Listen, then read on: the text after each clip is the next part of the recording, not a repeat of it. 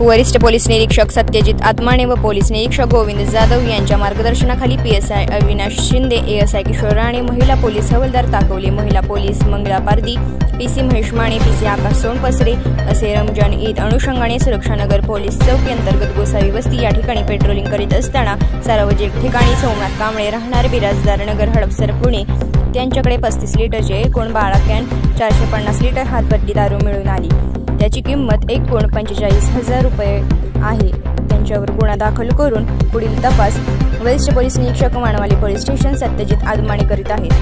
Crime सोबत संपादक आती बाबर आणि उपसंपादक अकबर शेखर।